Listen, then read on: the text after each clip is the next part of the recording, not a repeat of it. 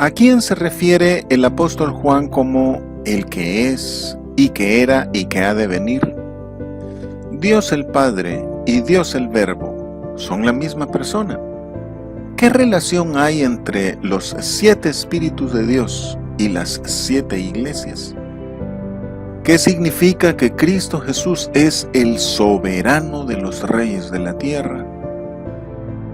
Juan a las 7 iglesias que están en Asia: gracia y paz a vosotros del que es, y que era, y que ha de venir, y de los 7 espíritus que están delante de su trono, y de Jesucristo el testigo fiel, el primogénito de los muertos, y el soberano de los reyes de la tierra. Saludo trinitario a las iglesias. Estudio del Apocalipsis desde la perspectiva amilenial. 7 iglesias. Las 7 iglesias de Asia, que serán mencionadas después, son las receptoras iniciales de las cartas apocalípticas del apóstol Juan. Es llamativo el hecho que el apóstol Pablo también escribió a 7 iglesias: Roma, Corinto, Galacia, Éfeso, Filipos, Colosas y Tesalónica. El resto de sus cartas fue a personas particulares, y la carta a la Odisea se extravió. Ya sabemos la gran carga simbólica del Apocalipsis, por lo que los pasajes claramente simbólicos no deben interpretarse literalmente, pues la literalidad no captaría el correcto sentido de la figura. Por ejemplo, 7 montes sobre los cuales se sienta la mujer, o hubo granizo y fuego mezclados con sangre, y la tercera parte de los árboles se quemó. No obstante, en el Apocalipsis también hay pasajes que pueden entenderse literalmente y a la vez discernirse espiritualmente. Por ejemplo, cuando dice: el ángel tocó la trompeta, o ha caído Babilonia, o vino una úlcera maligna y pestilente. Frases como estas, aunque se pueden entender literalmente sin caer en error, es preferible entenderlas en su sentido espiritual, siempre interpretando la escritura con la misma escritura. Así pasa con la expresión a las 7 iglesias que están en Asia, la cual debe entenderse literalmente, pero también permite darle una aplicación universal. Estas iglesias existieron y a ellas fue dirigida una carta específica, pero no significa que en aquel entonces solo estas congregaciones existiesen, ni que su mensaje no pudiera aplicarse a cualquier otra congregación. El académico y militar romano Plinio el Joven, en la carta que le escribió al emperador Trajano, escribió la extensión de la iglesia en aquel momento, diciendo: en las provincias de Asia Menor, al margen del Mar Negro, los templos de los dioses están casi abandonados y los cristianos están en todas partes. Son una multitud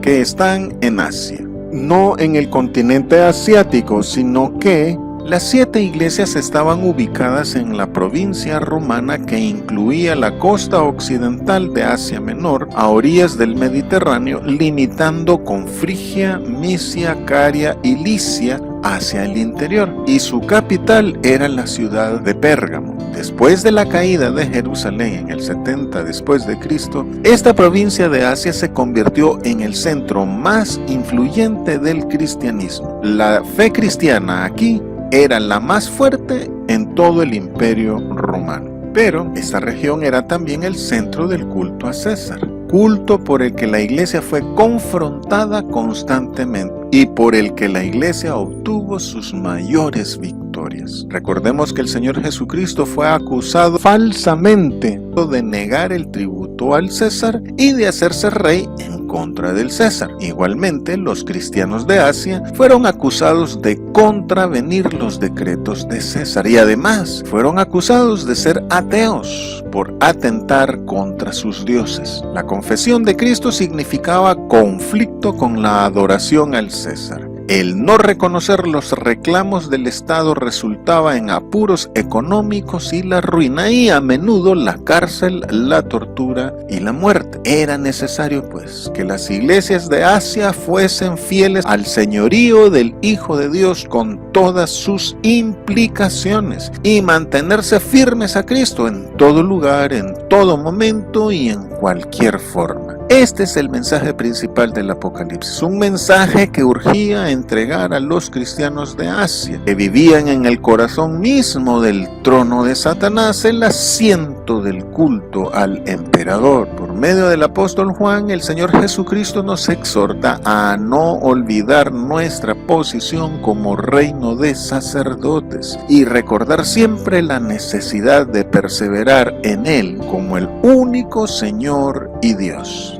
Gracia y paz. Este es el saludo normal de los apóstoles en sus cartas. Gracia hace referencia a los dones inmerecidos del Señor, entre ellos su paz, llamando a la reconciliación con Dios y con los demás. Este saludo es de parte de la Santísima Trinidad, del Padre, cuando dice el que es, era y ha de venir, de los 7 espíritus, que se refiere al Espíritu Santo de Dios, y del Señor Jesucristo. Es interesante notar el orden litúrgico en esta salutación: Padre, Espíritu Santo, Hijo. Este orden está basado en la descripción del trono de Dios hecha en los capítulos 4 y 5 del Apocalipsis, y se corresponde también con el diseño del santuario terrenal. El arca en el lugar santísimo representa el trono de Dios. El candelabro de los 7 brazos en el lugar santo representa al Espíritu Santo, y el atrio del altar, con sus sacerdotes y sus sacrificios, representan la obra redentora de Cristo. Este saludo expresa toda la confesión cristiana básica, especialmente en cuanto a la identificación de Cristo Jesús con Dios el Padre.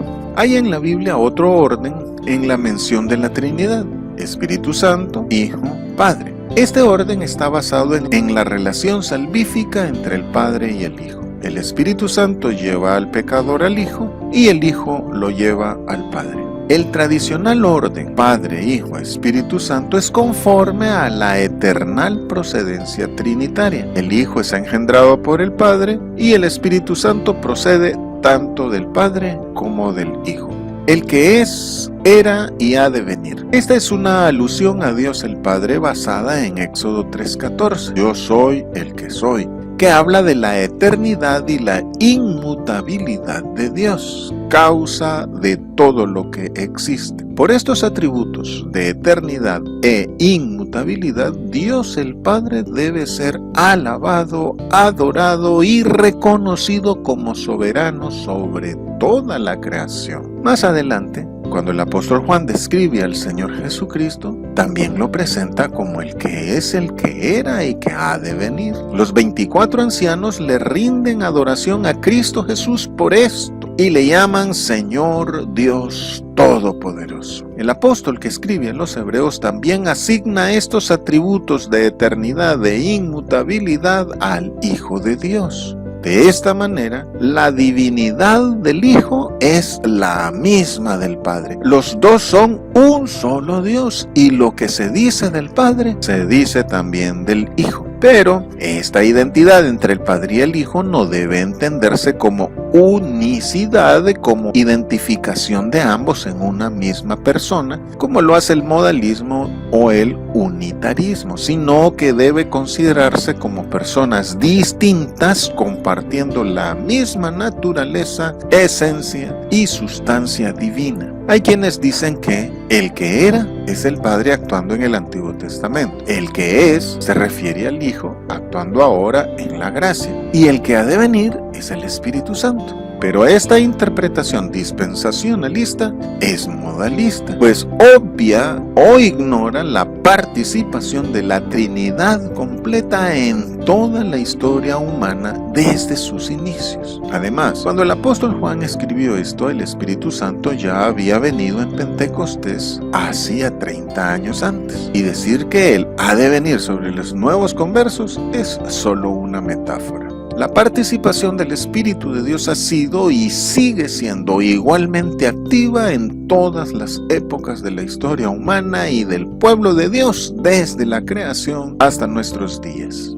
También hay quienes dicen que Jesucristo es el que era en la creación, el que es ahora en la iglesia y el que ha de venir a juzgar. Pero esta interpretación totalmente modalista y unitaria pasa por alto la clara distinción que se hace entre los 7 espíritus que están delante del trono y de Jesucristo, el testigo fiel. Por otro lado, el Apocalipsis describe a la bestia como era y no es, y está para subir del abismo, y como era y no es, y será. El Apocalipsis no busca con esto hacer un contraste con el Señor Jesús, ni contraponer a la bestia a Cristo, sino que solamente da una señal para poder identificar a la bestia cuando ésta surja. Ha de venir. Que Dios el Padre ha de venir significa su participación constante en la historia humana, especialmente la de su pueblo. Tanto en el Antiguo Testamento como el Nuevo Testamento es evidente la participación constante de Dios en la historia de su pueblo y en la historia humana. En el Éxodo, Dios permanece muy cercano a Israel, con el que ha hecho un pacto. Y aquí en Apocalipsis, Dios ha hecho un nuevo pacto mediante su Hijo Cristo Jesús con la Iglesia, el Israel de Dios, en un modo mucho más perfecto e íntimo. En el Antiguo Testamento, Israel confiaba en la fidelidad de Dios para liberarle de sus enemigos. En el Nuevo Testamento, la Iglesia camina segura de su salvación en Cristo en medio de las persecuciones, la muerte, las calumnias, etc. En este sentido, el Apocalipsis es un mensaje de consuelo a la iglesia basado en el seguro triunfo de Dios el Padre y del Cordero sobre el mundo, el pecado y la muerte. Hagamos que la palabra de Dios corra y sea glorificada. Dale clic en me gusta, suscríbete, haz un comentario y comparte este video para que este contenido llegue a más personas. 7 espíritus.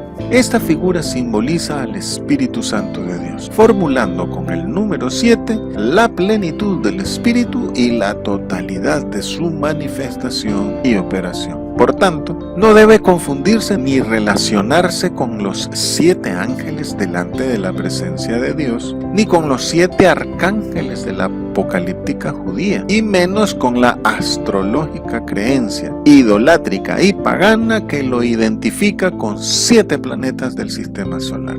El Apocalipsis también describe al Espíritu Santo como 7 lámparas de fuego, relacionándolo con el símbolo del candelabro frente al lugar santísimo en el tabernáculo. Igualmente, el profeta Zacarías ve a la iglesia como un candelabro con 7 lámparas, alimentadas sin intervención humana por un flujo incesante de aceite. En Hebreos capítulo 2, versículo 4, leemos que Dios testifica su palabra mediante repartimientos del Espíritu Santo entre los creyentes. De aquí que los 7 espíritus están relacionados con el número de las 7 iglesias, simbolizando con el número 7 la plenitud de la llenura y de la obra del Espíritu en la iglesia. Así, los 7 espíritus delante del trono representan la porción del Espíritu que Dios da a la iglesia. Y por esto se dice también de Ananías y Zafira que no mintieron a los hombres, sino a Dios, es decir, al Espíritu Santo que mora en los creyentes. También especifica el Apocalipsis que el Señor Jesucristo tiene los 7 espíritus de Dios y en su mano a las 7 estrellas o pastores de las iglesias. Esto significa que el destino de la iglesia está bajo el control de Cristo y que Él es el portador y el dador del Espíritu Santo. Esto último es una implicación trinitaria, pues así como el Padre ha engendrado al Hijo, así el Espíritu Santo procede tanto del Padre como del Hijo, pero sin implicar subordinación a causa de la posesión de la esencia divina, sino solamente significando que todas las cosas provienen del Padre, son por medio del Hijo, a través del Espíritu Santo. Delante del trono, En el tabernáculo, el candelabro estaba ante el lugar santísimo porque en el cielo el Espíritu Santo está delante del trono, participando de la autoridad de él. En este mismo sentido se dice de Cristo Jesús que se sentó a la diestra del trono de Dios, compartiéndolo e integrándose en lo que el trono representa. Del mar de vidrio, de la gran multitud de creyentes, del altar de oro y de la tierra y el cielo, también se dice que están delante del trono, aunque no como parte de él. Testigo fiel. El Apocalipsis no describe la apariencia del Señor Jesucristo, sino su naturaleza, y lo hace a través de títulos que revelan sus cualidades divinas. Aquí pues es identificado de tres maneras: como testigo fiel, como primogénito de los muertos y como soberano de los reyes de la tierra. La palabra testigo viene del vocablo griego martos, que se traduce como mártir, pero que significa testigo. Fue la sangrienta historia de la Iglesia Apostólica la que hizo diferencia entre testigo y mártir por causa de la predicación de la palabra de Dios. En este sentido, el Señor Jesús es testigo fiel, en tanto fue consecuente hasta la muerte, siendo él el primer mártir a manos tanto de judíos como de romanos. En cuanto a su mensaje, el Señor es un testigo digno de crédito, no solo por la veracidad de su testimonio, sino por ser testigo ocular y de primera mano de las cosas del cielo, lo cual le concede exclusividad a su conocimiento. El testimonio de su origen celestial, de su afirmación de ser el enviado de Dios y de la razón de su muerte y resurrección, todo es verdad y todo es conforme a lo dicho por él. Y su testimonio es fiel porque no lo cambia, no lo corrige ni hace excepciones. Está en completa armonía con la naturaleza de Dios y con las condiciones del pacto de Dios con los hombres. Jesucristo es fiel en el sentido de que es leal, tanto a su Padre como a nosotros sus hermanos. Y Él mantiene su palabra con firmeza para con Dios y para con los hombres. La fidelidad del Señor es la base de su permanencia en el tiempo y nos da a nosotros la seguridad de que su mensaje es verdad. La fidelidad del Señor es la base del llamamiento a la iglesia al arrepentimiento por su pecado y el ejemplo perfecto de la iglesia ante la persecución. Por tanto, dado que el Señor Jesucristo es confiable en todo, también nosotros hoy mantengamos firme, sin fluctuar, la profesión de nuestra esperanza, porque fiel es el que lo prometió. Por otro lado, y en un sentido judicial, el Señor Jesucristo delante de Dios el Padre se presenta como testigo de descargo, dando fe de nuestra relación con Él, a favor o en contra nuestra. Por esto dijo: cualquiera que me confiese delante de los hombres, yo también le confesaré delante de mi Padre que está en los cielos. Y cualquiera que me niegue delante de los hombres, yo también lo negaré delante de mi Padre que está en los cielos. Y el apóstol Pablo lo confirma: si sufrimos, también reinaremos con Él. Si le negaremos, Él también nos negará. Primogénito de los muertos. En esta esencial declaración de fe cristiana, la palabra primogénito conlleva dos acepciones, una en sentido ordinal y otra en sentido jerárquico. En sentido ordinal hace referencia a Jesucristo como el primero entre los hombres que venció la muerte. Luego, los que creemos en Él también la venceremos. Todos los que antes de Él, por Él y después de Él resucitaron, regresaron a esta misma vida material de degrado, corrupción y debilidad y hasta volvieron a morir.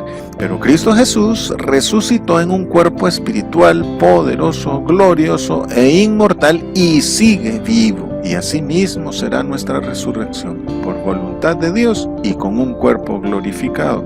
Y en sentido jerárquico, Jesucristo es primogénito de los muertos porque, por su resurrección, ha pasado a ser el más excelso de los reyes de la tierra. Porque Cristo para esto murió y resucitó y volvió a vivir, para ser Señor así de los muertos como de los que viven. Soberano de los reyes de la tierra.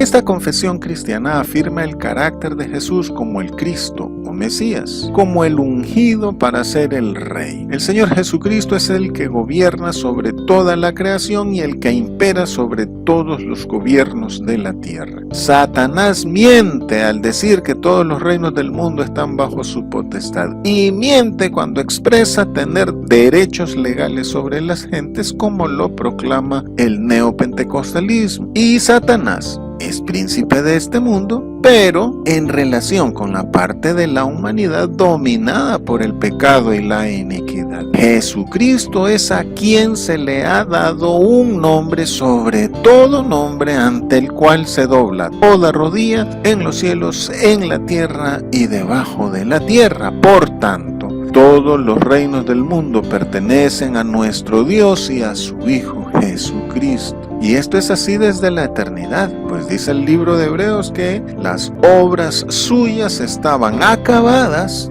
desde la fundación del mundo. Así, toda autoridad civil, judicial, legislativa y administrativa en los gobiernos humanos están sujetas a la autoridad de Cristo Jesús, aunque no lo parezca, aunque no lo sepan y aunque no lo quieran. Y esta fue la razón precisa de la persecución de la iglesia primitiva por parte de Roma. Proclamar que los gobernantes y las naciones deben someterse a Jesucristo o serán sujetos de su ira. Por tanto, Señor Jesucristo es más que Señor de los corazones de las personas, pues el objetivo de Dios el Padre es poner a todos sus enemigos a sus pies y de reunir todas las cosas en Él. Y por esto, la fe cristiana es más que mera religión, porque se trata de que el Cordero que fue inmolado tome el poder, las riquezas, la sabiduría, la fortaleza, la honra, la gloria y la alabanza.